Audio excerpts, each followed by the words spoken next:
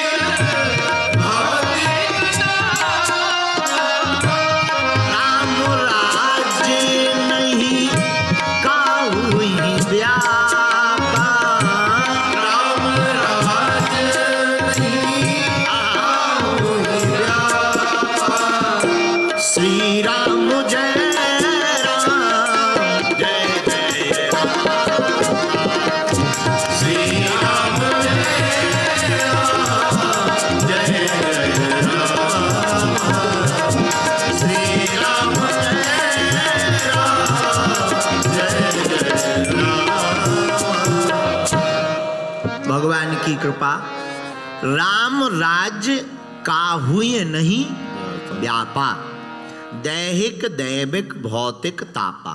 तीनों प्रकारों के ताप से मिटाने के लिए राम राज्य जरूरी है। कौन कौन से ताप? दैहिक, दैविक और भौतिक। अच्छा, ये राम राज्य क्या है? राम राज्य सुखम चा दुखम चा भवा भवऊ, सम अवस्था की दृष्टि को राम राज्य कहते हैं। भारत में चर्चा होती ना राम राज्य की, और बहुत विश्व के कई देशों ने स्वीकार किया राम राज्य की चर्चा को। तो ये राम राज्य क्या है? राम राज्य का मतलब है सम अवस्था। कल हमने सूत्र दिया था कथा का, आज का सूत्र लो। आज की कथा का विस्मरण की इस चर्चा का बहुत प्यारा सूत्र है। सुबह से हम बैठे विचार कर रहे थे कि किस सूत्र पर आज चर्चा करें। आज की कथा का सूत्र है विवाद नहीं धन्यवाद होना चाहिए। विवाद नहीं क्या होना चाहिए? जोर से बोलो। धन्यवाद होना चाहिए। जहां विवाद है वहां रावण राज्य है, और जहां संवाद और धन्यवाद है वहां राम राज्य है। रावण क्या करता? विवाद करता। रावण जानबूझ करके विवाद को स्वीकार करता। रावण राज्य का अर्थ जहां विवाद हो, रावण राज्य का अर्थ जहां कूटनीति हो, रावण राज्य का अर्थ जिस घर में प्रपंच हो, रावण राज्य का मतलब जहां कोई मर्यादा ना हो, रावण राज्य का मतलब जहां धूर्तता हो, रावण राज्य का मतलब जहां संतों का अपमान हो, रावण राज्य का मतलब जहां सत्य को अस्वीकार किया जाए, रावण राज्य का मतलब जहां जानता है कि यह सत्य है फिर भी तुम क्रोध से जवाब दो, वो रावण राज्य। अगर तुम्हें सत्य सुनकर के क्रोध आ रहा, समझना तुम्हारे अंदर रावण बहुत हैवी आपके ऊपर है। और राम राज्य का मतलब सत्य को विनम्रता से स्वीकार करना और धन्यवाद देना। ये राम राज्य। राम राज्य की कल्पना नहीं करना, राम राज्य को हमें मन में उतारना है। इसलिए आज की कथा का सूत्र है, मेरे पागलों, हमें विवाद नहीं धन्यवाद को चुनना है। क्या चुनना है? धन्यवाद। भगवान को धन्यवाद दो। दो महात्मा, आहा, एक ही गुरु के दो चेले, दोनों फक्कड़ महात्मा जंगल में रहते। तूफान आया, झोपड़ी आधी उड़ गई। दोनों महात्मा वापस आए, झोपड़ी को देखा। एक महात्मा बहुत नाराज हो भगवान पर, तुम्हें हमारी खुशी देखी ही नहीं जाती। अब झोपड़ी ने क्या बिगाड़ा था? आधी झोपड़ी उड़ा दी। बरसात है, रात कैसे गुजारेंगे? शर्म नहीं आती तुम्हें अपने मन से? हम तुम्हारे सहारे डले हो, तुम हमारा ही बर्बाद कर रहे, हम ही को परेशान कर रहे। कैसे भगवान हो? जब तुम हमारी झोपड़ी नहीं रखा सकते तो हमें क्या खाक रखाओगे?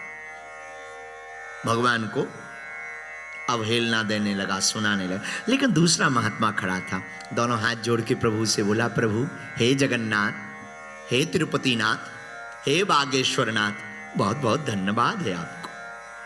तो दूसरे ने कहा, तुम धन्यवाद दे रहा?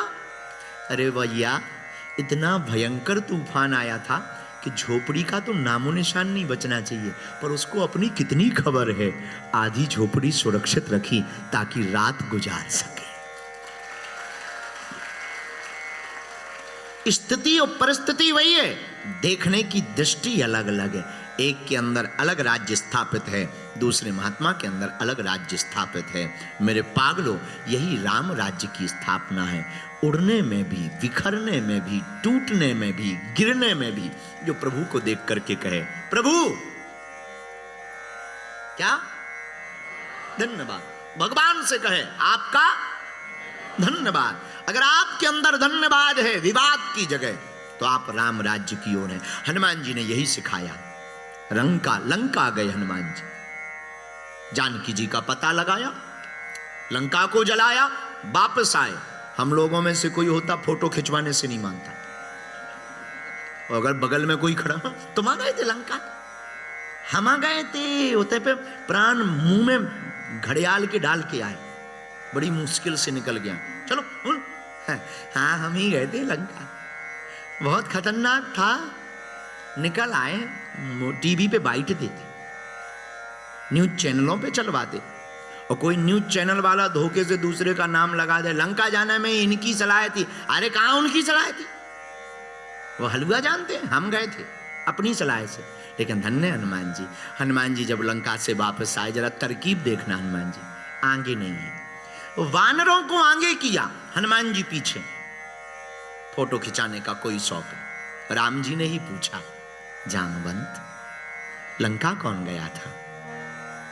मुस्कुरा करके कहते हनुमान। ओहो हनुमान जी आप लंका गए? हनुमान जी की आंखों से आंसू आ गए, नेत्र सजल हो गए, चरणों में राम जी के गिर गए। आपने हमारा नाम लिया? हनुमान तुम नाम लेने की बात करते, अरे इतना बड़ा काम करके आए हो। हनुमान जी कहते ना ना ना ना, आप हमारा नाम मत लो कि हमने काम किया इतना बड़ा। किसने किया? राम जी ने कहा किसने किया? हनुमान जी मुस्कुरा कर कहते आंखें नीचे। अब हमेशा स्वामी से नजर मिलाकर के बात नहीं करनी चाहिए। दास की दासता तब है जब आंखों में मर्यादा हो, शिष्य की नजरों में मर्यादा होनी चाहिए, पुत्र की नजरों में मर्यादा होनी चाहिए। जीवन में तो हो, पर नजरों में भी मर्यादा होनी चाहिए। बहुत से लोग हमने अपनी आंखों से देखे हैं, बहुत से लोग मर्यादा जानते हैं पर मर्यादा का पालन करना नहीं जानते। शिष्य वो है जिसकी नेत्रों में भी मर्यादा झलकनी चाहिए। बुरा ना मानना, हम पुरुषवादी सोच के नहीं है, पर प्रार्थना करना चाहते स्त्रियों के तन पर आभूषण हो या ना हो, पर आंखों में अगर लज्जा है तो करोड़ों के आभूषणों से महानता, करोड़ों आभूषणों से महंगा है। नेत्रों में मर्यादा झलकनी चाहिए, और हनुमान जी से हमें सीखना है। हनुमान जी नेत्रों को नीचे किए, कहां देख रहे? चरणों की तरफ। ये सौभाग्य है हनुमान जी का, हनुमान जी चरणों की तरफ। हम लोग थोड़ा सा भी काम कर लें तो बाप की भी नहीं है, पेपर हमने दिया है। और धन्य हनुमान जी। राम जी ने कहा लंका गए? हनुमान जी कहते हम नहीं गए। किसने, कौन गया? किसने लंका को जलाया? जानकी जी की खबर कौन लेकर के आया? हनुमान जी के वचन सुनना। सुंदर कांड में बाबा ने वर्णन किया, सो सब तब प्रताप रघुराई, सो सब तब प्रताप रघुराई, रघुराई।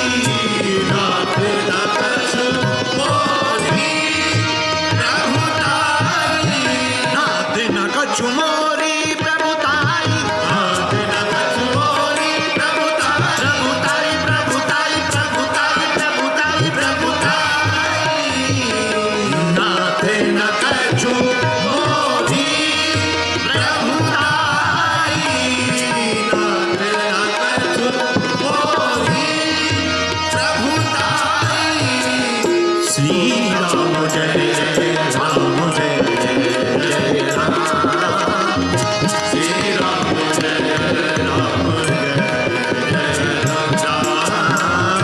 श्री राम जय राम जय जय राम, श्री राम जय राम जय राम। मेरे पागलों, हनुमान जी के इस चरित्र को सुनकर के शायद तुम्हारे जीवन की क्रांति में, जीवन के इस चकाचौंध की जिंदगी में कोई क्रांति झलक जाए। हनुमान जी ने रघुनाथ जी के चरणों को पकड़ करके श्री हनुमान जी कहते हैं, सरकार हम लंका गए, यस हमने लंका को जलाया, हाँ हमने रावण के मान का भी मर्दन किया, हाँ लेकिन ये हमारा प्रताप नहीं। रघुनाथ जी मुस्कुरा करके गए थे, किसका प्रताप है?